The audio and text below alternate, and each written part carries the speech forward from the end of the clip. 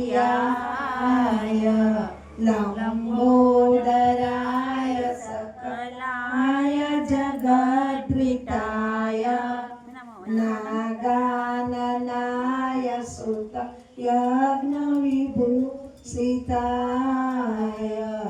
गौरीसुताय गणनाथ नमो नमस्ते।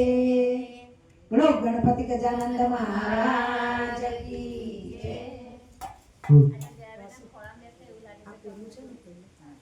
हेलो અને લે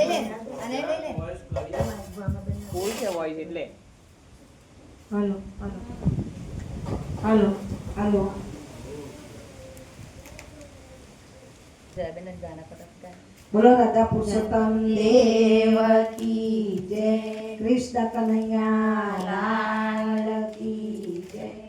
जमुना जलमा केसर गोरी स्नान कराऊं श्यामरा हर के हाथे अंगो चोरी लाड लडाऊं श्यामरा वस्त्र अंगे लूचिया पीरा पीतांबर श्यामरा तेल सुगंधी वारू नाको वाकड़िया तुझवारमा कुम कुम केरो तिलक सजाओ त्रिकमटारा पारमा अलबेलिया को माजू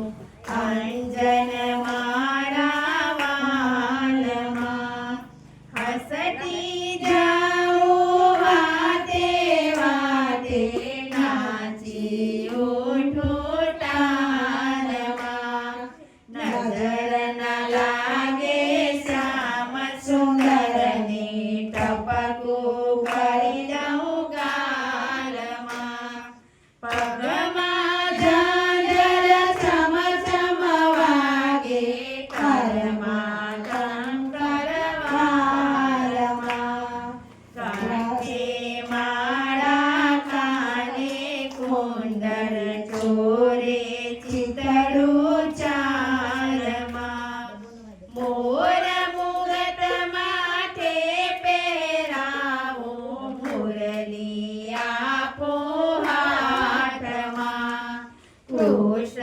कुपारो निरखी शोभा सड़गे सदरी वासना दूध कटोरी भरीने आपो पियो ने मारा सामरा भक्त मंडलनी अरजी वाला लेजो वेला ध्यानमा जमना जलमा केसर गोरी स्नान कराऊं श्यामरा हलके हाथे अंगो चोरी लाड लडाऊं श्यामरा।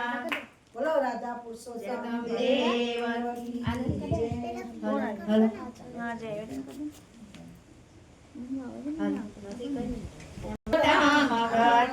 सर्वोत्तम जे कोई करसे ते तरस्य गोविंद दामोदर माधवेति सुख सयानानि गये निचेपि नामानि विष्णु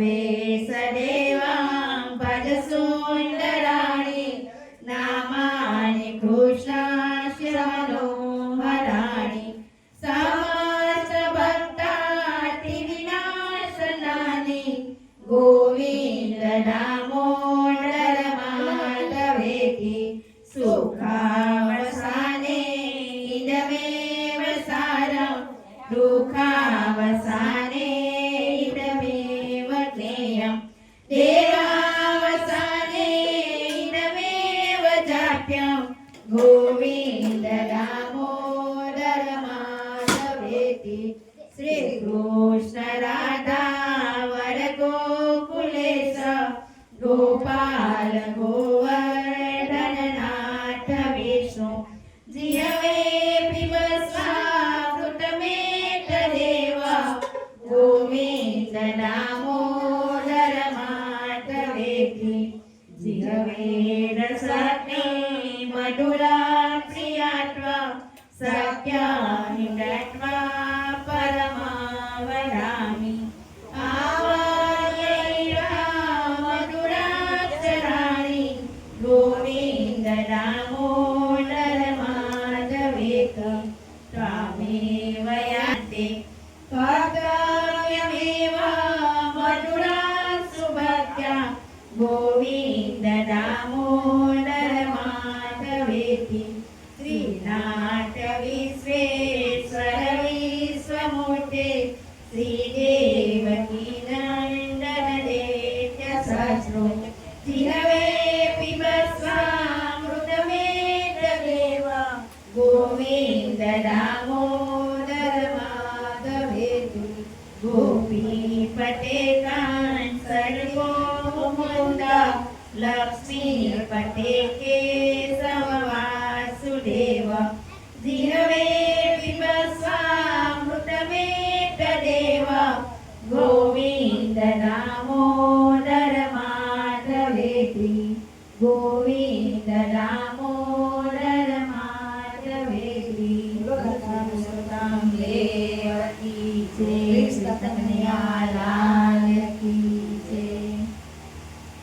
આજે મહા સંયોગ છે કેમ આજે 11નો વ્યતિપાત ભેગું છે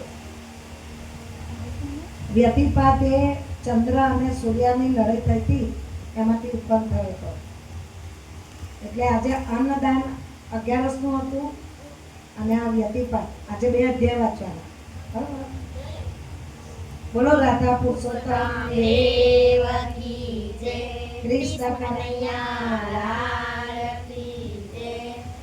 અધ્યાય 38મો અને એમ અધ્યાય 7મો વરા પુરાણ વિશેની વ્યતિપાતની ઉત્પત્તિની તથા વ્રતની કથા યુધિષ્ઠિર તથા શ્રીકૃષ્ણનો સંવાદ આદિ કથા ખાલી જે સાંભળશે ને એના બધા પાપોનો ઢગલો નાશ પામે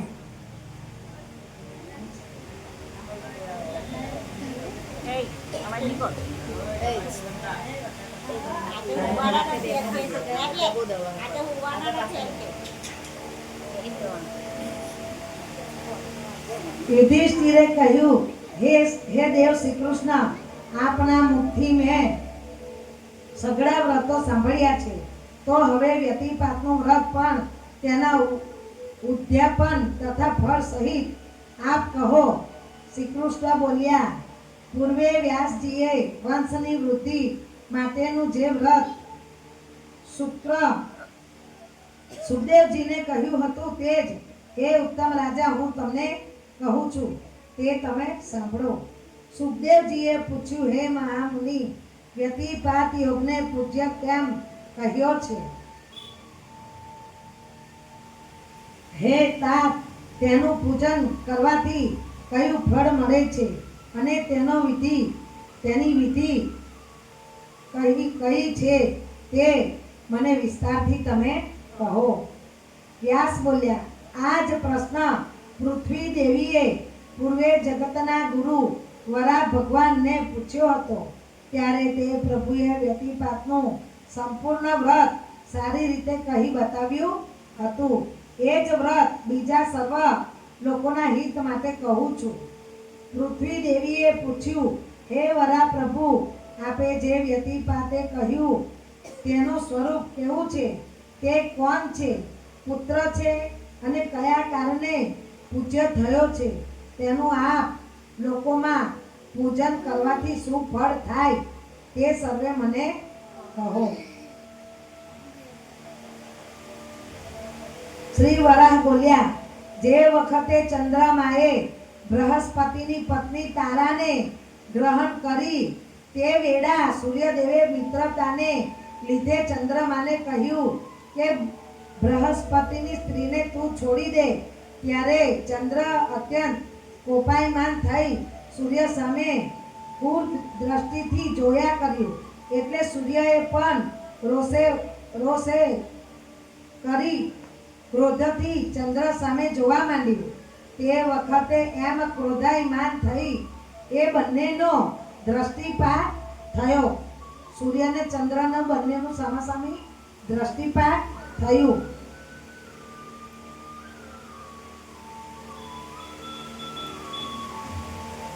જોયા કર્યું એટલે બંનેનો દ્રષ્ટિપાત થયો. થતા એક ભયંકર પુરુષ ઉત્પન્ન થયો.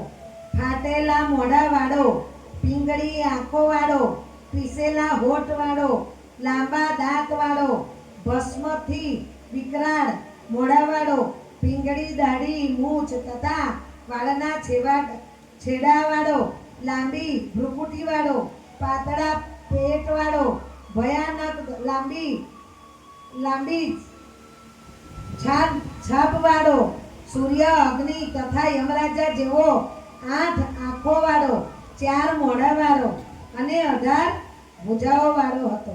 તે ત્રણેય લોકોને ખાઈ જવા તૈયાર થયો. ત્યારે સૂર્ય તથા ચંદ્ર તેઓએ તેને રોક્યો. કોને રોક્યો? વ્યતિપાતને. પછી તેને સૂર્ય ચંદ્રને પૂછ્યું, હું ભૂખ્યો થયો છું તો હું કોને ખાઉં? ત્રણેય લોકોને ખાઈ જવા હું ઈચ્છતો હતો. ત્યારે તમે બંનેએ મને રોક્યો. ક્રોધ અને ભૂખ મને પીડે છે. એટલે માણસે ક્રોધ કરવો નહીં, પીડે છે. તો હવે તે બંનેને મારે ક્યાં જઈને નાખવા? વ્યતિપાત શામાંથી ઉત્પન્ન થયો? અને ચંદ્રના ક્રોધથી. સૂર્ય ચંદ્ર બોલ્યા, અમારી ભયની ક્રોધ દ્રષ્ટિ અનેક પ્રકારે ઘણી પડવાથી તું જન્મ્યો છે. માટે પૃથ્વી પર તું વ્યતિપાત નામે પ્રખ્યાત થઈશ અને સર્વ યોગોનો સદા સ્વામી રહીશ. વળી વર્ષ યોગમાં તું અતિશય પવિત્ર ગણાઈશ, એમાં સંશય નથી. જો કે જે કાળે તારી ઉત્પત્તિ થઈ છે એટલે જે સમયે તું યોગ્ય તરીકે પ્રાપ્ત થઈશ તે દિવસે કોઈ શુભ કર્મ કરાશે નહીં. છતાં સ્નાન, દાન વગેરે જે કાંઈ પુણ્ય કર્મ કર્યું હશે તે અક્ષય થશે. એમ તે બંને વરદાન આપ્યું. ત્યારથી માંડીને એ વ્યતિપાત યોગના રાજા બન્યો અને ત્રણેય લોકોમાં પ્રખ્યાત થઈ ઘણું પુણ્ય ફળ આપનાર થયો. વળી સૂર્ય ચંદ્ર તેને કહ્યું છે કે હે સમર્થ વ્યતિપાત, હે મહાવીર, હે ત્રણેય લોકમાં વ્યાપક થનાર, તું જે દિવસે પ્રાપ્ત થાય તે દિવસે પોતાનું કલ્યાણ ઈચ્છનારા લોકોએ કોઈ પણ દાન કરવું જોઈએ. જેવી તેઓ જે કોઈ દાન આપે તેને તું ભૂખ્યો હોય તો ખાજે, અને જેવો કંઈ ન આપે તેઓ પર તારો ક્રોધ પડજે. શું કે છે? વ્યતિપાત ક્રોધથી ઉત્પન્ન થયો છે. એને ભૂખ બહુ લાગે એટલે દર મહિને વ્યતિપાત તો આવે જ છે. તો ભગવાન એવું કીધું કે જે વ્યતિપાતમાં અન્નનું દાન કરશે બ્રાહ્મણને તે તને જમવા મળશે અને એનું 4 ગણું પુણ્ય આપણને પ્રાપ્ત થાય છે. પણ જે દાન ના કરે એની ઉપર તું કોપાયમાં થશે. વ્યતિપાત બોલ્યો, મારા પિતા તમને બંનેને મારા નમસ્કાર હો. તમે બંને મારા ભોજન સાથે મારા ક્રોધને નાખવાનું સ્થાન પણ મને આપ્યું છે. હવે તમે મને મારા પર અનુગ્રહ કૃપા કરો.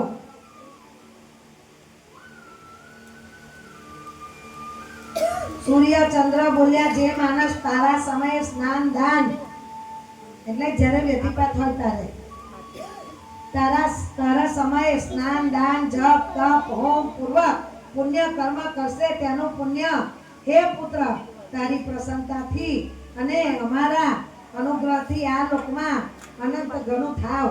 વળી જે માણસ તારા સમયે તારું પૂજન કરશે તેનું ઈચ્છિત થાવ અને કલ્યાણ સ્વરૂપ થાવ.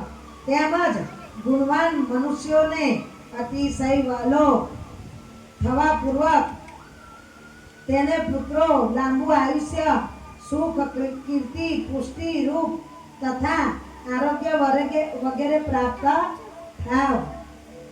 જે વ્યતિપાતને આજનો વ્યતિપાત બહુ પુણ્યદાયી છે. આજે વ્યતિપાત પતે એટલે કાલે બધાએ સીધું લાવવાનું જે મળે તે, એટલે આ વ્યતિપાતને જમવા મળે.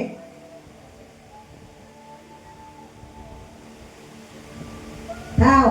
પૃથ્વી દેવીએ પૂછ્યું, હે જગતના ગુરુ, એ વ્યતિપાતના પૂજનની વિધિ તમે મને વિસ્તારથી કહો. અને હે દેવ, એ વ્યતિપાતનું વ્રત કરવાથી લોકોને શું ફળ પ્રાપ્ત થાય છે તે પણ તમે અમને કહો. વરા બોલ્યા, હે પૃથ્વી, જે કારણથી તેનું વ્યતિપાત નામ પડ્યું છે એ કારણે કે પડ્યું છે એને તેનું પૂજન કરવાથી જે ફળ મળે છે તે મેં તને ટૂંકમાં જ કહ્યું છે. કારણ કે તેના પૂજનથી જે ફળ મળે છે તેને વિસ્તારથી તો કોઈ કહી શકે તેમ નથી, કેમ કે તે ફળ અનંત ઘણું છે. હવે જે વિધિથી વ્યતિપાતનું પૂજન કરાય છે તે તું સાંભળ. વ્યતિપાતના પવિત્ર દિવસે આવી રીતના તો આપણા કોઈથી નહીં થાય કે આ કર્યું છે. મોટી નદીના વ્યતિપાતના દિવસે એ તો આપણે કર્યું. આજે બધા નવા ગયા હતા, બ્રહ્મ પૂજન કર્યું, બ્રાહ્મણોને દાન કર્યું, ગરીબોને દાન કર્યું, કેમ કે આજે 11 ને વ્યતિપાત બે સાથે છે. મોટી નદીના જળમાં ઉત્તમ પંચદ્રવ્ય ગાયનું દૂધ દહીં છાણ તથા મૂત્ર થી સ્નાન કરવું, ઉપવાસ કરવો, પવમાન મંત્ર જપવો અને હે વ્યતિપાતાય નમઃ એ તમે નમસ્કાર હો એ મંત્ર પણ જપો.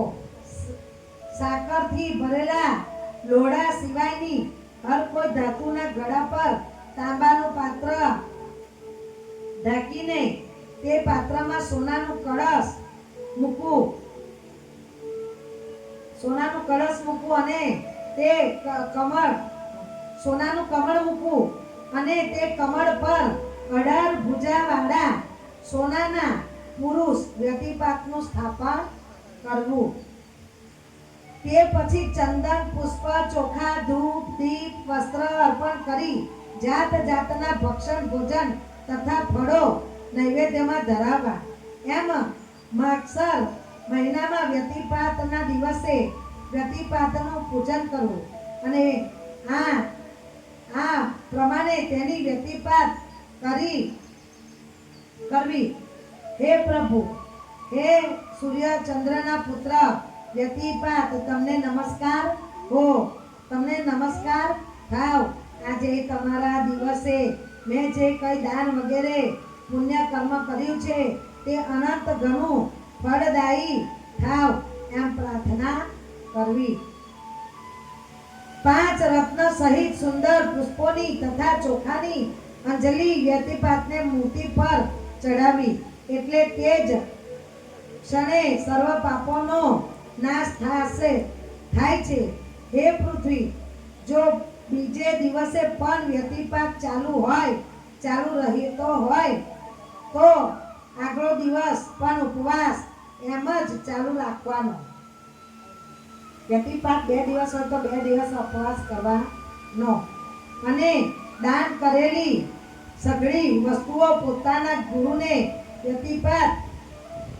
વ્યતિપાત ચાલતો હોય ત્યારે જ આપી દેવી.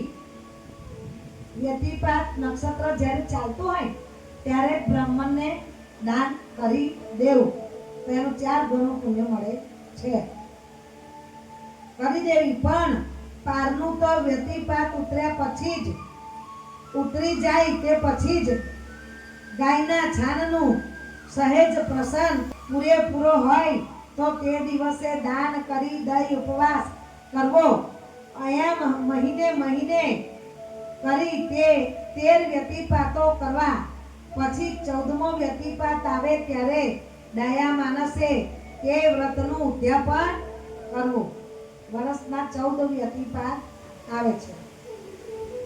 તેમાં છીરવાળા વૃક્ષોની 100 સમિતિઓ નો તથા દૂધ, ઘી અને તલનો 100 વાર વ્યતિપાતાય નમઃ એ મંત્રના ઉચ્ચાર પૂર્વક હોમ કરવો. પછી વ્યતિપાતનું વ્રત બતાવનારા તથા હોમક્રિયા કરનારા પોતાના ગુરુને સાકરથી ભરેલા કળશની સાથે અનેક ઉપકારો પૂજા સામગ્રીઓ સહિત વ્યતિપાતની સોનાની પ્રતિમાનું ભક્તિથી દાન કરવું. તે વેળા આ મંત્ર બોલવો. હે સૂર્ય ચંદ્રના મહાન પુત્ર, વ્યતિપાતને સમગ્ર ઇષ્ટ મનોરથોની પ્રાપ્તિ માટે હું વંદન કરું છું. તેથી મારા સમગ્ર પાપોનો નાશ થાઓ અને મને અનંત પુણ્ય ફળ પ્રાપ્ત થાવ. એમ મંત્ર ઉચ્ચાર કરી તે ગુરુને કડા કુંડળ તથા કંઠના આભૂષણોથી શણગારી પૂંજીને એ સમગ્ર વ્રત સમાપ્ત કરવું. એમ યજ્ઞોચિત કરવાથી હે પૃથ્વી એ વ્રતથી પ્રાપ્ત થતું ફળ માણસ મેળવે છે. અને તમે કરો છો.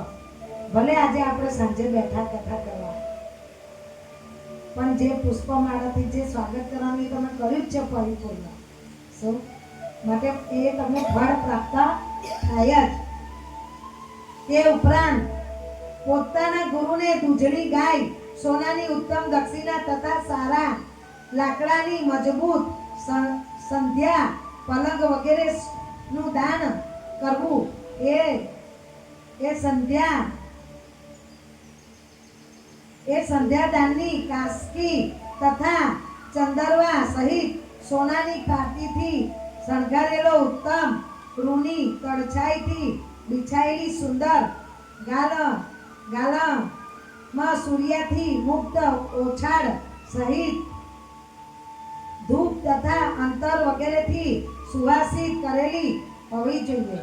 તેમજ નાગરવેલનું પાન, બીડું, કેસરનું ચૂરણ, કપૂર, અગર, ચંદન, દીવો, જોડા, છત્ર, ચામર તથા આસનનું પણ તે વેળા દાન કરવું જોઈએ. એમ વ્યતિપાત વ્રતને પૂર્ણ કરનારો મનુષ્ય મરણ પછી રત્નોથી પ્રકાશતો વિમાનમાં બેસી સૂર્યલોકમાં જઈને ગીત, નૃત્ય તથા વિલાસો વાળા અપ્સરાઓના સમુદાયો સાથે ભોગ વિલાસો ભોગવે છે. અને 100 અબજ કલ્પો સુધી એમ દેવોથી પૂંજાઈને આનંદ કરે છે. દેવો એને પૂજે છે જે આ પ્રમાણે કરે વ્યતિપાતનું વ્રત. તે 100,000 વર્ષ સુધી તો દેવો એને પૂજે છે. શું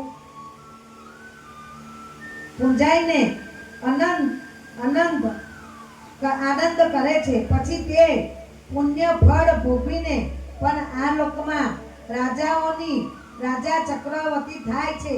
અને તે વેળા પણ રૂપ સૌભાગ્યથી યુક્ત કીર્તિમાન તથા ગુણો પુત્રો લાંબુ આયુષ્ય આરોગ્ય, ધન અને ધન્યની સમૃદ્ધિ વાળો બને છે. એમ એ 80,000 જન્મો સુધી પ્રતાપ આદિ મહાન ઐશ્વર્યવાળો ભોગો ભોગવી ઘણા શાસ્ત્રો જાણનારો અને લૌકિક સૌભાગ્યથી યુક્ત થાય છે. અમાસના દિવસે કરેલું દાન 10 ગણું ક્ષત્રિયથીએ દીધેલું, તેનેથી 100 ગણું સંક્રાંતિ કાળે આપેલું, તેનાથી 100 ગણું તુલા તથા મકર સંક્રાંતિમાં આપેલું, અને તેનાથી 100 ગણું યુગના આરંભે આપેલું, તેનાથી 100 ગણું ઉત્તરાયણ કે દક્ષિણાયનમાં આપેલું, તેનાથી 100 ગણું ચંદ્રગ્રહણ વખતે કરેલું દાન. ચંદ્રગ્રહણ હોય ને તો નયા પછી બ્રાહ્મણને જે મળે મુઠ્ઠી તે દાન કરવા જવું જ જોઈએ. એનું ફળ પુણ્ય ઘણું મળે છે. કરેલું દાન તેનાથી 100 ગણું અને સૂર્યગ્રહણ સમયે લીધેલું દાન તેનાથી કરતાંય 100 ગણું થાય છે. પરંતુ વ્યતિપાતમાં આપેલું દાનને તો અસંખ્યા અગણિત જ થાય છે એમ વેદ જાણનાર કહે છે. તેમાંય વ્યતિપાતની ઉત્પત્તિ વખતનું વ્યતિપાતનું દાન લાખ ગણું, ઘડીઓમાં તેના ભ્રમણકાળનું દાન કરોડો ગણું, અને પતન સમયનું દાન અબજો ગણું થાય છે. તેમજ સ્થિરથી કાળે કરેલા જપ તપ દાન વગેરે અક્ષય સ્થિર થઈને મનથી જપ તપ દાન વગેરે અક્ષય અખૂટ થાય છે. વિદ્વાનો કહે છે કે વ્યતિપાત કાળ 10 ઘડીનો તથા સ્થિર કાળ 7 ઘડીનો ગણાય છે. વ્યતિપાતના સમયે જે દાન કર્યું હોય તેને સૂર્ય તથા ચંદ્ર 100 કલ્પોના અબજો વર્ષો સુધી વારંવાર પાછું આપ્યા કરે છે. તેથી તે વધ્યા જ કરે છે, કદી ખૂટતું નથી. જે વ્યતિપાતનું સેવન કરીને એક પણ વ્યતિપાત, એમાં અધિક મહિનાના વ્યતિપાતના દાન કરે છે, એના પૂર્વ જન્મમાં કદી અન્ન ઘટતું નથી. માટે હે પૃથ્વી, જો તારે અનંત પુણ્યની નિરંતર સ્થિરતાની તથા સમગ્ર પ્રાણીઓને સદાય ધારણ કરી રાખવાની ઈચ્છા હોય તો તું વ્યતિપાતની પૂજા કર. માણસ વ્યતિપાતના કાળની ગણતરી કરે છે અથવા તેના કાળને બરાબર જાણે છે, તેના પણ સઘળા પાપો ચંદ્ર સૂર્ય હરે છે. જે માણસ વ્યતિપાતના વ્રતની આ કથા લખે છે, તે સાંભળે છે, બીજાને આગળ કહે છે, બીજાઓને અથવા લખાવે છે, સંભળાવે છે, કહેવાવે છે કે જોડાવે છે, બીજાને પણ સાંભળવા લાવે છે કે ચાલો આજે સરના છે, બધા આપણે જઈએ. અને જે સાંભળવા આવ્યા હોય, જે કોઈ દિવસના આવ્યા હોય અને આજે સાંભળવા આવ્યા હોય, તે જેટલા અધિક માસના દિવસ જતા રહ્યા એનું પુણ્ય ફળ એ લોકોને મળશે. જોડાવે છે તે પણ સૂર્ય ચંદ્રના સ્વર્ગમાં લાંબા કાળ સુધી દેવોથી પૂજા તો ત્યાં જ રહે છે, ત્યાં જ પૂજા તો રહે છે. ઇતિ શ્રી બૃહસ્પતિ પુરાણે વ્યતિપાત નામનો અધ્યાય 7મો સમાપ્ત. બોલો રાધા પુરુષોત્તમ દેવ કી જય. કૃષ્ણ કનૈયા લાલ કી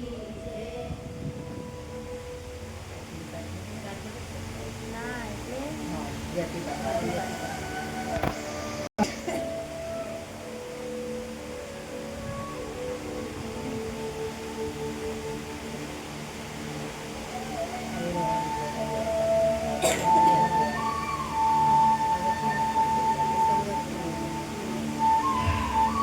અધ્યાય 36 આજની 11 રસ્તો.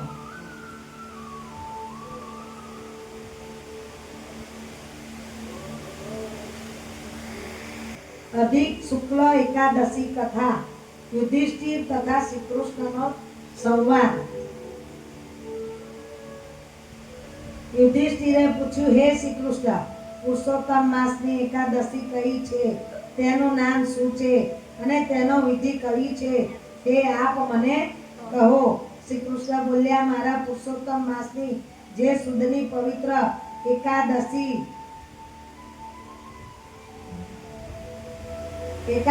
છે તેનું નામ પદ્મિની છે.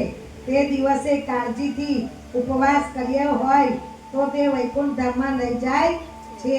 મારા પુરુષોત્તમ માસ જે એકાદશી આવે છે, મારા પુરુષોત્તમ માસમાં જે એકાદશી આવે છે તે મહાપવિત્ર અને પાપોનો નાશ કરનારી છે. કહેવાય છે તેનું ફળ કહેવાને બ્રહ્માંડ પણ સમર્થ નથી. પદ્મિની એકાદશીનું વ્રત બ્રહ્માએ નારદજીને પહેલા કહ્યું હતું. એ વ્રત પાપોના ઢગલાનો નાશ કરનારી તથા ભોગ અને મોક્ષનું રૂપ ફળ આપનારી છે. સૂત પૌરાણિક સંકાદિક ઋષિ કહે છે, શ્રી કૃષ્ણનું એ વાક્ય સાંભળી ધર્મવેતા યુધિષ્ઠિર અતિશય હર્ષથી બોલી ઉઠ્યા. તેમને એકાદશીના વ્રતની વિધિ શ્રી કૃષ્ણને પૂછી. ત્યારે રાજા યુધિષ્ઠિરનું વચન સાંભળી શ્રી કૃષ્ણના નેત્ર કમળ પ્રેમથી પ્રફુલ્લ બન્યા. તેમને એ વિધિ આ પ્રમાણે કહેવા માંડી. હે રાજન, મુનિઓએ પણ આ નહીં જાણેલી એ વ્રત વિધિ હું તમને કહું છું, સાંભળો. દસમનો દિવસ આવે ત્યારે એ વ્રતનો આરંભ કરાય છે. દસમના દિવસે પણ કાસુ, અડદ, મસૂર, ચણા, કોદરા, શાક, મધ, પારકું અન્ન, કોઈ વાર શાક તથા મીઠું આ દસનો ત્યાગ કરો. આ બધું દસમના દિવસે, પારકું અન્ન પણ દસમના દિવસે ખાઓ નહીં, જે અધિકના કરસ કરે તે ત્યાગ કરવો. અને હવિષ નહીં, મોડું સ્વાતિક અનાજ જ ખાવું. તીખું મરચાવાળું પણ ત્યાગ કરવું અને જમવું. વળી એ દસમના દિવસે પણ જમીન પર કઈ પાથર્યા વિના સૂવું અને બ્રહ્મચારી રહેવું. પછી 11નો દિવસ આવે ત્યારે પ્રાપ્ત કાળમાં કાળજીપૂર્વક મળ ત્યાગ કરી દાંતણ કરવું પણ 12 કોગળા કરી પવિત્ર થઈ સાવધાન થવું. સૂર્યોદય થાય ત્યારે સારી બુદ્ધિ રાખી પવિત્ર તીર્થ અને સ્નાન માટે જવું. ત્યાં ગાયનું છાણ, માટી, તલ તથા દર્ભ લઈ પવિત્ર થઈ આમળાના ચૂરણ વડે વિધિપૂર્વક સ્નાન કરવું. તે વેળા માટીને આ મંત્રથી પ્રાર્થના કરવી, હે માટી, સેંકડો હાથ વાળા શ્રી કૃષ્ણ સ્વરૂપ પરમાત્માએ વરાહ રૂપે તમારો ઉદ્ધાર કર્યો છે. બ્રહ્માએ તમને આપ્યા છે અને કાશ્યપે મંત્ર્યા છે. માટે મેં તમને મારા નેત્ર પર તથા મસ્તકે લગાવું છું. તો મને પવિત્ર અંગવાળો કરો અને હે મૂર્તિકા શ્રી હરિનું પૂજન કરવા મને યોગ્ય બનાવો. તમને મારા નમસ્કાર હો. પછી ગાયના છાણને ઉદ્દેશી આ મંત્ર બોલો. સર્વ ઔષધિઓમાંથી ઉત્પન્ન થયેલું ગાયના પેટમાં રહેનારું અને પૃથ્વીને પણ પવિત્ર કરનારું ગાયનું છાણ મને પવિત્ર કરો. પછી આમળાના ચૂરણ ઉદ્દેશથી આ મંત્ર બોલો. આમળાનું ઝાડ બ્રહ્માના થૂંકમાંથી ઉત્પન્ન થયેલું છે, જગતને પવિત્ર કરનાર છે. તેના ફળનું આ ચૂરણ મારા શરીર પર હું લગાડું છું. તે મારા અંગને પવિત્ર કરો અને મને નિર્મળ બનાવો. હે આમળા, તમને મારા નમસ્કાર હો. પછી તીર્થમાં પ્રવેશ કરવા માટે વિષ્ણુ ભગવાનને પ્રાર્થના કરવી, હે દેવોના દેવ, હે જગતના નાથ, હે શંખ ચક્ર ગદાને ધારણ કરનારા, હે વિષ્ણુ ભગવાન, આપના તીર્થમાં પ્રવેશ કરવા આપ મને આજ્ઞા આપો. પછી વરુણ મંત્રો બોલવા અને વિધિપૂર્વક સ્નાન કરવું. હે ઉત્તમ રાજા, જે જલાશયમાં પોતે સ્નાન કરતા હોય ત્યાં ગંગાદી તીર્થોનું સારી રીતે સ્મરણ કરવું અને પછી શરીરને બરાબર ચોળી નાખવું. પછી મુખ, વાસો, હૃદય, બંને ભુજાઓ, મસ્તક તથા શરીરના નીચેના ભાગો પણ જળનું માર્જન કરી સુખકારક ધોવું. તે પવિત્ર અખંડ વસ્ત્ર પહેરવા અને તે પછી શ્રી હરિની પૂજા કરવી, જેથી મોટું પાપ પણ નાશ પામે છે. પ્રથમ તો સંધ્યાપાસન કરી વિધિપૂર્વક પિતૃ તર્પણ તથા દેવ તર્પણ કરવું અને પછી શ્રી હરિના મંદિરમાં જઈ ત્યાં માસાભાર સોનાના બનાવેલા શ્રી રાધિકા સહિત દેવ શ્રી હરિનું તથા પાર્વતી સહિત દેવ શંકરનું વિધિપૂર્વક પૂજા કરવું. ધાન્ય ઉપર ઉત્તમ વસ્ત્રથી વીંટાળેલો તથા ઉત્તમ ચંદનથી સુગંધિત કરેલો તાંબાનો કે માટીનો કળશ સ્થાપવો અને તેના પર તાંબાનું, રૂપાનું કે સોનાનું પાત્ર મૂકી તેમાં દેવનું સ્થાપન કરવું અને પછી વિધિપૂર્વક તેમની ખૂબ જ પૂજા કરવી. તે વેળા પ્રથમ તો શ્રેષ્ઠ સુગંધી પદાર્થો તથા ધૂપ વગેરેથી સુગંધી દ્વાર કરેલા જળ વડે પ્રભુને સ્નાન કરાવી ચંદન, અગર તથા કપૂર વડે પરમેશ્વરનું પૂજન કરવું. પછી જાત જાતના પુષ્પો, કસ્તુરી, કેસર, ધોળા કમળ તથા તે કાળમાં ઉત્પન્ન થયેલા પુષ્પો વડે પરમેશ્વરની પૂજા કરવી. શક્તિ પ્રમાણે જાત જાતના નૈવેદ્યો ધરાવવા. કપૂર સહિત ધૂપ, દીવા તથા આરતી વગેરેથી શ્રી કેશવ પ્રભુને તથા શ્રી શંકર ભગવાનનું પૂજા કરવું. પછી તેમની આગળ ભક્તિપૂર્વક નૃત્ય કરવું અને તે દિવસે પાપી નીચ લોકો સાથે વાતચીત ન કરવી અને તેઓનો સ્પર્શ પણ ન કરવો. વળી જૂઠું વચન બોલવું નહીં, પણ સત્યથી પવિત્ર એવું જ વચન બોલવું.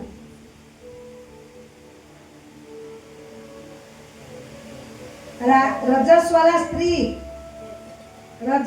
સ્ત્રીને અડકવું નહીં અને બ્રાહ્મણ કે ગુરુની નિંદા કરવી નહીં, પરંતુ વૈષ્ણવ ભક્તોની સાથે રહી શ્રી પુરાણ સાંભળવું. પુરુષોત્તમ માસના શુક્લ પક્ષની એકાદશી નિર્જળા કરવી અથવા જળપાન કરીને કે દૂધ પીને કરવી, પણ બીજું કાંઈ ખાઈને તે એકાદશી કરવી નહીં અને ન થાય તો ફલાહાર કરીને કરવી અને રાત્રે ગીત વાજિંત્ર સાથે જાગરણ કરવું. તેમજ દરેક પ્રહરે ભગવાનની પૂજા કરવી. પહેલા પ્રહરે નારિયેળનો ઉત્તમ અર્ઘ્ય ભાગ આપવો પૂજામાં હોવો જોઈએ. બીજા પ્રહરે શ્રીફળ, બીલા, ત્રીજા પ્રહરે બિજોરા અને ચોથા પ્રહરે સોપારી તથા નારંગીઓની વડે ખાસ પૂજા કરવી જોઈએ. એમ જાગરણ કરનારને પહેલે પ્રહરે અગ્નિ હોમ યજ્ઞ કરવું જોઈએ. બીજા પ્રહરે વાજપેય યજ્ઞ કરવો જોઈએ. ત્રીજા પ્રહરે અશ્વમેઘ યજ્ઞ કરવો જોઈએ અને ચોથા પ્રહરે રાજ સૂર્ય વંશ કર્યાનું ફળ પ્રાપ્ત થાય છે. અને એકાદશીનું વ્રત કરવાથી જે પુણ્ય પ્રાપ્ત થાય છે તેના અધિક કોઈ પુણ્ય નથી, તેથી અધિક કોઈ વર નથી. તેનાથી શ્રેષ્ઠ કોઈ વિધિ વિધાન નથી અને તેનાથી શ્રેષ્ઠ કોઈ તપ અને જપ નથી અધિક મહિનાની 11 કરવાથી. જેમ આ એકાદશીનું શ્રી હરિ વ્રત કર્યું, જેને આ એકાદશીનું શ્રી હરિ વ્રત કર્યું છે તેને પૃથ્વી પર જેટલા તીર્થો, ક્ષેત્રો તથા દેવ મંદિર છે તે બધામાં સ્નાન તથા દર્શન કર્યા ગણાય. એમ સૂર્યોદય સુધી જાગરણ કરવું અને સૂર્યનો ઉદય થાય ત્યારે પવિત્ર તીર્થોમાં સ્નાન કરવું, નાહી ધોઈ આવીને ભગવાન પરમેશ્વરની પૂજા કરવી અને પછી પૂર્વે કરેલા વિધિ પ્રમાણે ઉત્તમ બ્રાહ્મણોને જમાડવા, પછી કળશ વગેરેનું તથા શ્રી ભગવાનની પ્રતિમાની વિધિ પ્રમાણે પૂજા કરવી, એ સર્વ બ્રાહ્મણને આપી દેવું. એ જે મનુષ્ય એ પ્રકારે એકાદશીનું વ્રત કરે છે તેનું એ વ્રત ભોગ તથા મોક્ષ આપનારું થઈ સફળ થાય છે.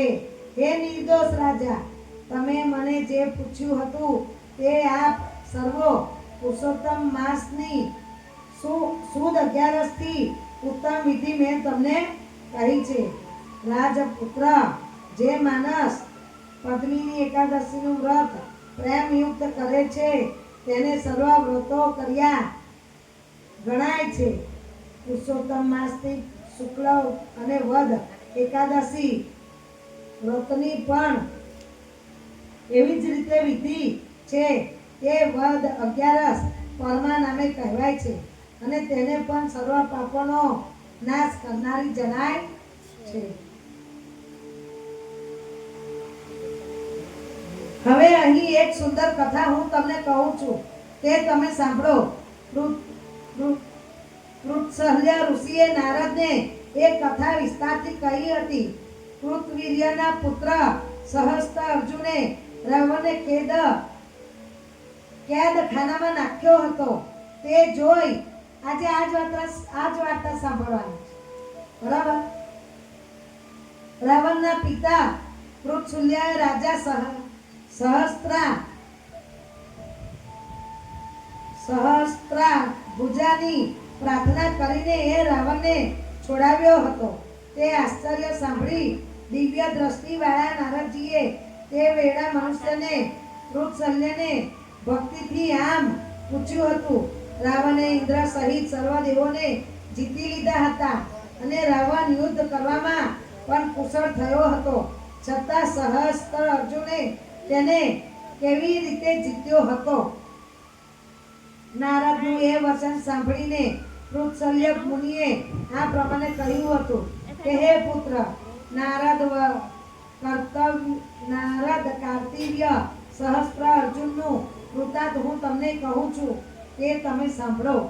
હે બ્રાહ્મણ, પૂર્વે ત્રેતા યુગમાં મહાસ્મતી નગરીમાં ઘણો જ મોટો કૃતવીર્ય નામે રાજા હતો.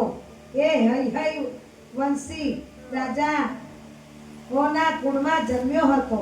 એ રાજાને પણ પ્રાણ સમાન પ્રિય 1000 રાણીઓ હતી, પરંતુ તેમાં રાજ્યની ધુરાધાર કરે એવો એકેય છોકરો એ રાજાને ત્યાં થયો ન હતો.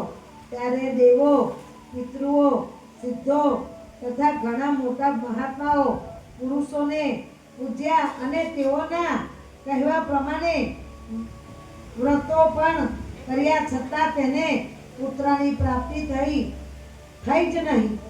તેથી જેમ ભૂખ્યા માણસને ભોગ વૈભવ સુખદાયી થતા નથી, તેમ એ રાજાને પુત્ર વિનાનું રાજ્ય સુખદાયી થતું નથી. પછી તે રાજાએ ચિંતામાં વિચાર કરી તપ કરવાની મન લગાડી દીધું, કેમ કે તપથી જ મનની ઈચ્છિત સિદ્ધિ સદા થાય છે. એમ વિચાર કરી સારા મંત્રીને એ વાત જણાવી ઘર તથા રાજ્ય તેને સોંપી પોતાના મુખ્ય પત્ની સાથે વલ્ક વસ્ત્રો અને જટા ધારણ કરી વનમાં જતા રહ્યા.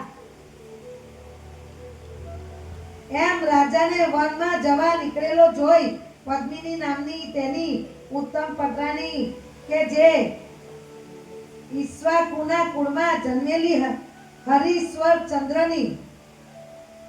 હરિશ્વરચંદ્રની પુત્રી અને પતિવ્રતા હતી. તેને પણ વસ્ત્ર અલંકાર છોડી દઈ એકલું વલ્ક વસ્ત્ર પહેરી લીધું અને તપ કરવા તૈયાર થયેલા પતિને જોઈ તેની સાથે ગંધમાદન પર્વત પર પ્રાણાયામ કર્યા. ત્યાં જઈ એ રાજાએ 10,000 વર્ષ સુધી તપસ્યા કરી અને ગદાધારી દેવ વિષ્ણુ ભગવાનનું ધ્યાન કર્યા કર્યું. છતાં રાજાએ સાવ ચેતવેલા પુત્રનો લાભ તેને ન જ થયો. પછી તેઓમાં ઉત્તમ તેની રાણી પોતાના પતિને કેવળ હાડકા તથા રંગો અતિ દુર્બળ રૂપે બાકી રહેલા જોઈ મહા સતી અનસુયાને વિનયયુક્ત થઈ પૂછ્યું કે હે મહાસતી, મારા પતિ ઘોર તપ કરી રહ્યા છે અને તેમ કરતા 10,000 વર્ષો વીતી ગયા છે, છતાં કષ્ટનો નાશ કરનારો કેશવ ભગવાન હજી સુધી પ્રસન્ન થયો નથી. તો હે મહાભાગ્યશાળી, તમે કોઈ સાચું વ્રત મને હોય તો કહો, જે દ્વારા ભક્તિ કરવાથી ભગવાન મારા પર પ્રસન્ન થાય અને મને ગતિ મહાશુદ્ધ ગતિ ચક્રવર્તી પુત્ર પ્રાપ્ત થાય. એ રાણી કે જે પોતાના પતિ તપથી દીક્ષા લઈ વનમાં આવી, ત્યાં તેની પાછળ જ પોતે વનમાં આવી હતી. તેનું એ વચન સાંભળી પતિવ્રતા પ્રાણાયામ સતી અનસુયા ઘણા ખુશ થયા. તેમને કમળ જેવા નેત્રવાળી રાણી પદ્મિનીને તે વેળા આ પ્રમાણે કહ્યું, હે સુંદર ભૃગુટીવાળી, 3 વર્ષ 30 દિવસો વધારવાથી એક અધિક માસ પૂર્વ થાય છે. એ મળ માસ 12 મહિનાઓમાં અતિ ઉત્તમ મનાયો છે. તેમાં તું સ્નાન કરજે અને હે સુંદર મુખવાળી, તે મહિનામાં પદ્મિની તથા પરમા નાની એ 2 11 આવે છે. તે દિવસે ઉપવાસ કરી જાગરણ સાથે તારે તેનું વ્રત કરવું, જેથી ભગવાન તરફ પ્રસન્ન થશે અને તને પુત્ર આપનાર થશે. હે રાજા, એમ કહી પ્રસન્ન થયેલા કદ્ર પુત્રી અનસુયાએ એ પ્રમાણે તેમને જે વ્રત વિધિ કહી છે તે સર્વ વ્રત વિધિ એ રાણીને બરાબર કહી.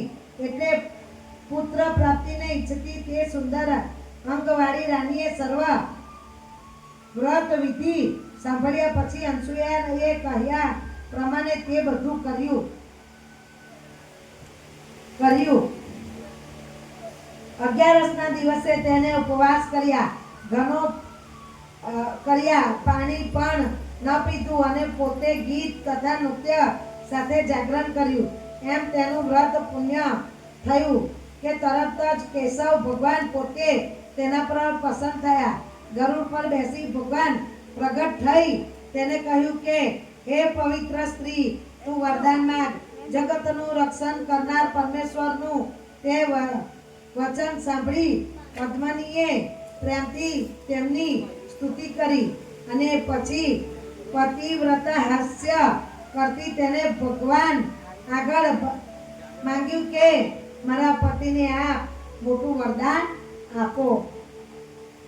પદ્મિની તે વચન સાંભળી શ્રી કૃષ્ણ ભગવાનને પ્રસન્ન થઈ પ્રત્યુત્તર આપો કે તે હે ભદ્ર, તે મને પ્રસન્ન કર્યા છે. આ પુરુષોત્તમ માસ મને જેવો પ્રતિદાયક છે તેવો બીજો કોઈ પણ માસ મને પ્રતિદાયક નથી અને તેની એકાદશી પણ મને ઘણી જ ગમે છે તથા તે પ્રીતિ વધારનારી છે. એ સુંદરી ભૃગુટીવાળી પતિવ્રતા સ્ત્રી એ એકાદશીમાં તે શાસ્ત્રો વિધિ પ્રમાણે ઉપવાસ કર્યા છે તેથી હે સુંદર મુખવાળી, એ તને પ્રસન્ન કર્યો છે. હું તારા પતિને તેનું મનવાંછિત વરદાન આપું છું. એમ પાર્વતી એમ પદ્મની કહી એમ પદ્મનીએ કહ્યું અને સર્વની પીડાનો નાશ કરનારા વિષ્ણુ ભગવાને રાજા કૃત્યવીરને કહ્યું, હે રાજેન્દ્ર, તારા મનમાં જે ઈચ્છા હોય તે તું માગી લે. તારી પત્નીએ તારું કાર્ય સિદ્ધ કરવાની ઈચ્છાથી મને પ્રસન્ન કર્યો છે. વિષ્ણુ ભગવાનનું એ વચન સાંભળી મહારાજા કૃતવીર્ય ખુશ થયો. તેને ભગવાન પાસે સર્વ લોકોને નમસ્કાર કરવા લાયક અને મોટી ભુજાઓ વાળા પુત્ર માગ્યો. તે કહ્યું, હે મધુસૂદન, હે જગતના નાથ, આપ સિવાય બીજા દેવો, મનુષ્યો, નાગો, દૈત્યો, દાનવો કે રાક્ષસો જે જીતીને શકે એવા પુત્રને મને તમે આપો. તથાસ્તુ, ભલે એમ થાવ, એવું વરદાન આપી વિષ્ણુ ભગવાન ત્યાં જ અદ્રશ્ય થયા અને રાજા પણ પતિ સાથે અતિ પ્રસન્ન મનવાળા થઈ હષ્ટપુષ્ટ થયા. પછી તે પોતાના સુંદર નગરમાં આવી પહોંચ્યા, જે નગર સર્વ પુરુષોત્તમ તથા સ્ત્રીના મનને આનંદ આપનારું હતું. એ સમય જતા તેમને પદ્મિની કાર્તવીર્ય સહસ્ત્ર ભુજા નામનો મહાબળવાન પુત્ર પ્રાપ્ત કર્યો. એના જેવો ત્રણેય લોકોમાં કોઈ મનુષ્ય બળવાન નથી થયો. એ એકાદશીના વ્રતના પ્રભાવના કારણથી તે સહસ્ત્ર અર્જુને યુદ્ધમાં રાવણને હરાવ્યો હતો. ચક્ર તથા ગદાને ધારણ કરતા શ્રી નારાયણ દેવ વિના બીજો કોઈ પણ ત્રણેય લોકોમાં તેને જીવતા સમર્થ ન હતો.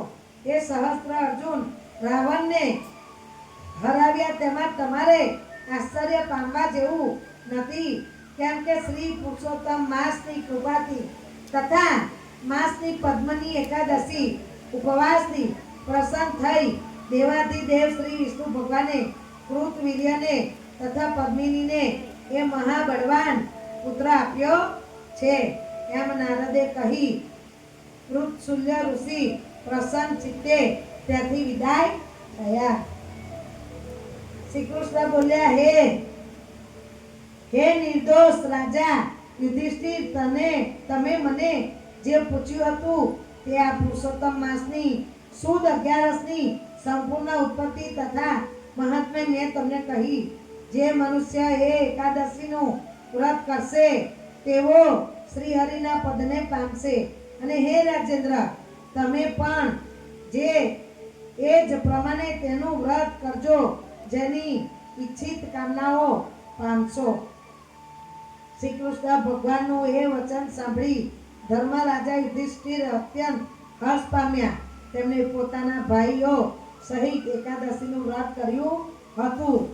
સુત પુરાણિક શંકાદિક ઋષિને કહ્યું, હે બ્રાહ્મણ શંકાદિક, તમે પ્રથમ જે પૂછ્યું હતું તે આ સર્વ મેં તમને કહ્યું છે.